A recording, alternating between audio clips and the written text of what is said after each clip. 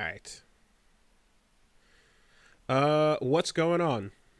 Well, here's some clarifying words from Giant Bomb's Jeff Grubb.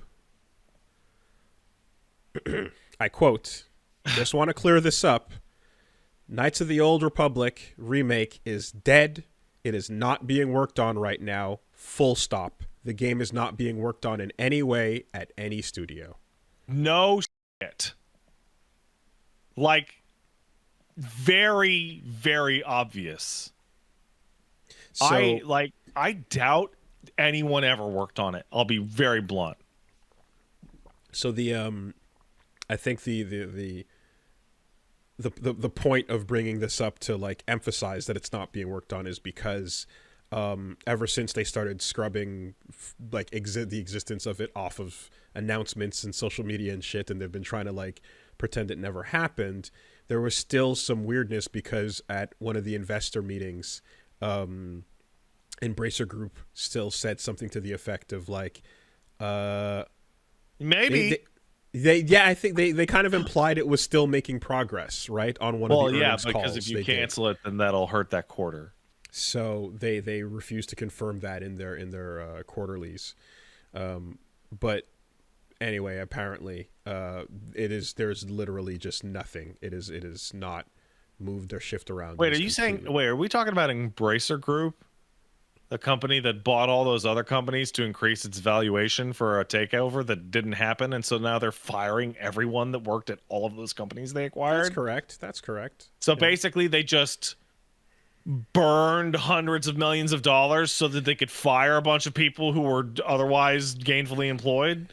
My understanding is that it was some sort of middleman deal where they were purchasing it, but also depending on another deal on the back end to go through. That fell through, and because that deal fell through, they could not afford these purchases that they put. Oh wow, that's good business right there. So that is the closest thing to, I guess. I mean, again, it's not official confirmation, but that's full stop underlined. KOTOR ain't happening. Yeah, so also I should mention that, I mean, there's been rumblings about this or that all over the place, but every time I hear anything about what was it called, Black Eclipse, the fucking Quantic Dream game, the Star Wars game. Eclipse, I think it was just called. Is it just Eclipse? Star Wars Eclipse. I'm combining it with Black Sun in my mind. Is that they can't staff up for it, and that development hasn't actually started because it's really hard to hire people at Quantic Dream after all that court shit and bad press. So I'm of the opinion that basically both of these games are dead. Yeah. I mean, I feel like, so what exists in Star Wars now? You got your Jedi Survivor. That game's still kind of a mess. What sucks is because apparently it's a really good game underneath the mess. Yeah, what are there any games being worked on? I'm sure there's some people are saying in the chat something from Ubisoft. Is an Ubisoft thing? Okay. And as we all know, Ubisoft is really good at shipping games that they don't fully own everything, and I bet you that won't come out. Outlaws, right. The girl with the little robot buddy. Yeah, Ubisoft's gonna ship a Star Wars game right alongside the boat game. Skull and Bones.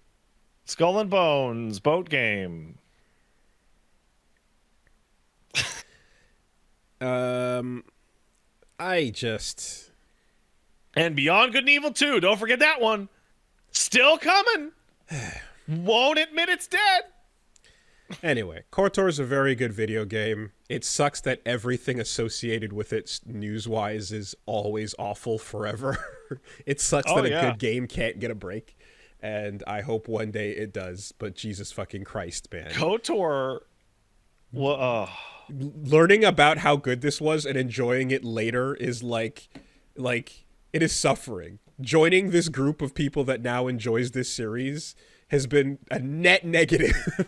Yeah, dude, it's this wonderful thing of like, hey, If you want me to use the terminology.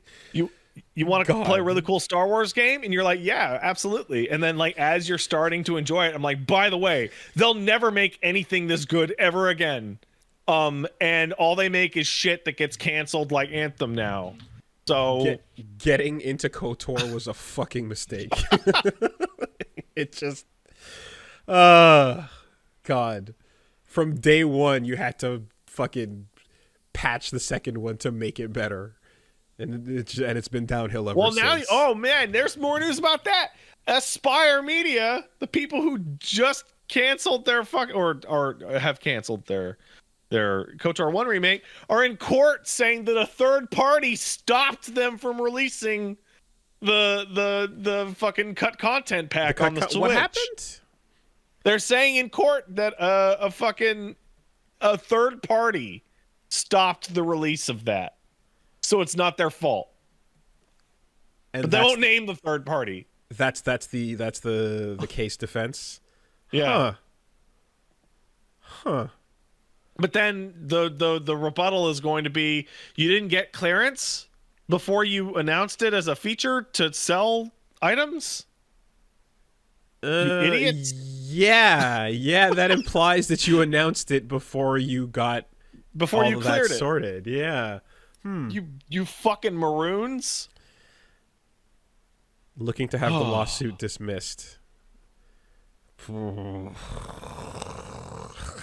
know what possible recourse they have. It says, like, when you buy a physical copy of that game, it literally lists shit that will never come out.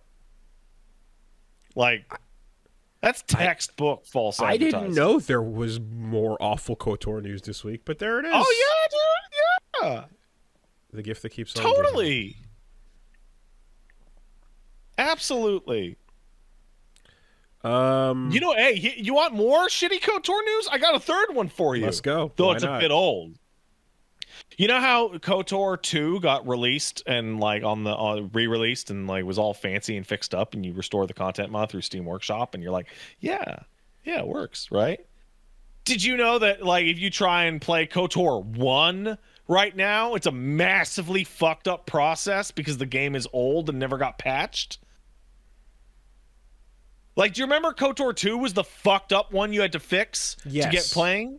Yes. Yeah, now KOTOR 1 is the fucked up one that you have to get fixed to get playing. Because it was never updated, and it was made for, like, Windows 98. What? So, and did the Switch got both? Switch got both, but no expanded content, right? Yeah. Which I should mention makes the game incompletable on the Switch because of the bug where you go to Ondor and you can't leave the fucking ship. The game's a brick once you get to Ondor. It's completely uncompletable. Well, I mean, look, I guess you can play it in the sense that you can do what I did and just like go fucking get the old PC shit and run it, and you know have the game be like, holy fuck, why is your computer so fast? Slow down! Oh my god. Yeah, always fun. So there's that. Anyways, good times over there. We got. I think KOTOR is the last BioWare game that came out when they were not owned by EA. The last pure. And you can totally feel it. Because Dragon Age came out, and Dragon Age has like 4 billion fucking DLCs, and you have to log into your BioWare account and all that shit. Jade Empire? Oh, man, but Jade Empire sucks, dude. Have you played Jade Empire? I have not, but I heard it's terrible. It's their own unique BioWare only brand KOTOR, right? Yeah, it's god awful. Oh my god.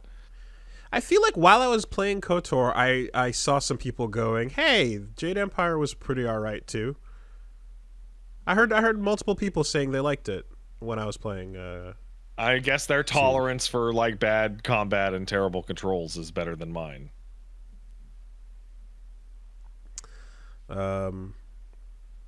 Yeah, overall people were bringing it up as like a, oh yeah, there was that old thing too. If you want to go back and see what else they did in this style, you know.